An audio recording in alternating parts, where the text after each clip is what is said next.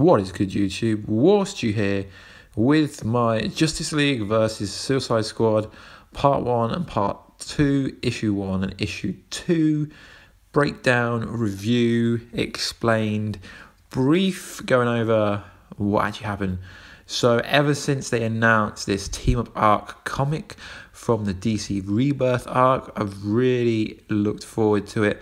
And so far, both issues haven't disappointed me at all.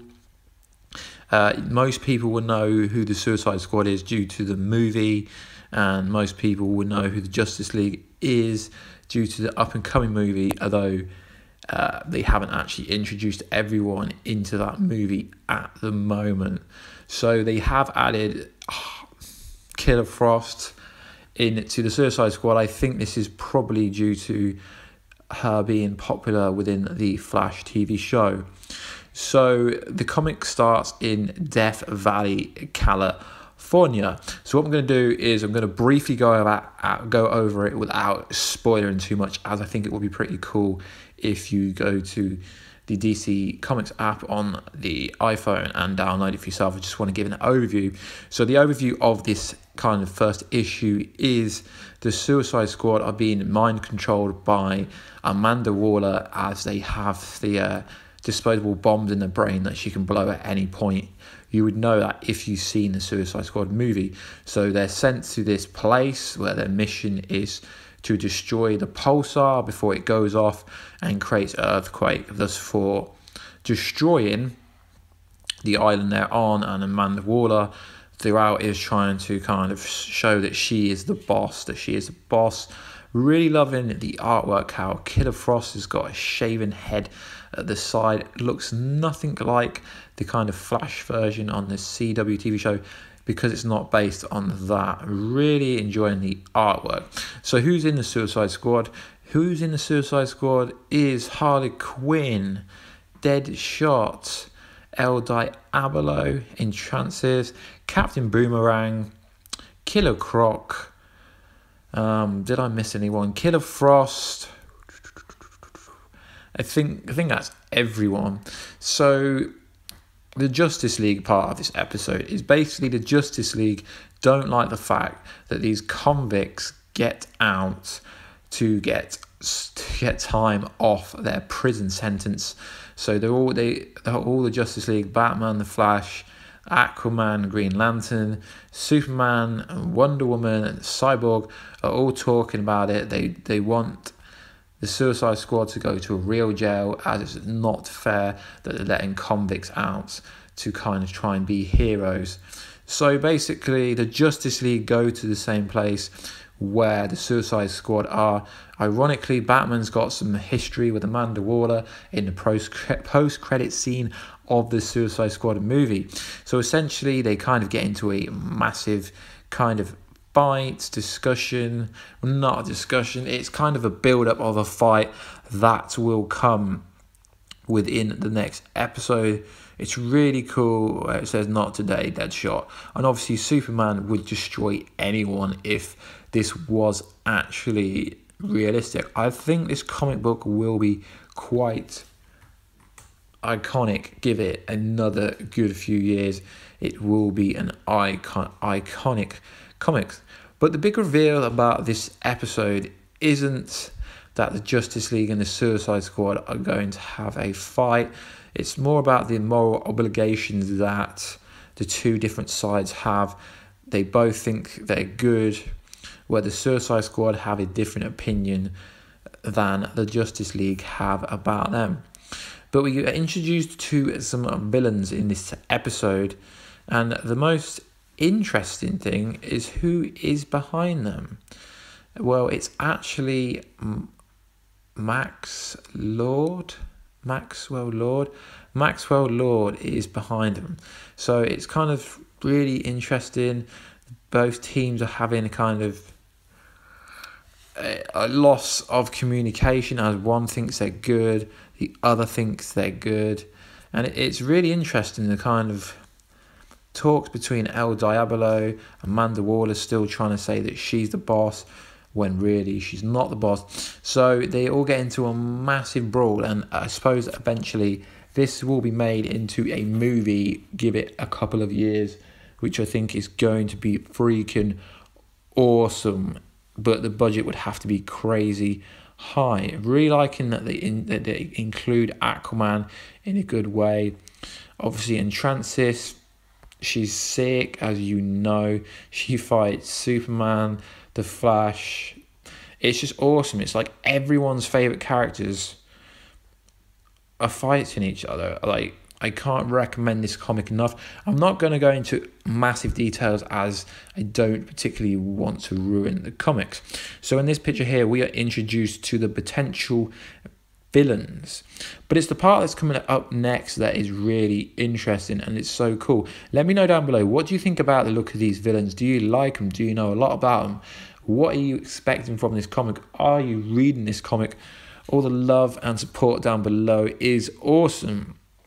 So going forward, this is going to be really interesting. So it's Maxwell Lord is trying to work with the villains that we find out in the next episode. But what's interesting is Maxwell Lord is old friends of the Justice League. So the Justice League people will never expect Maxwell Lord to be working with the villains, but he's only going to be working with them, I suppose, to get what he actually wants out of them.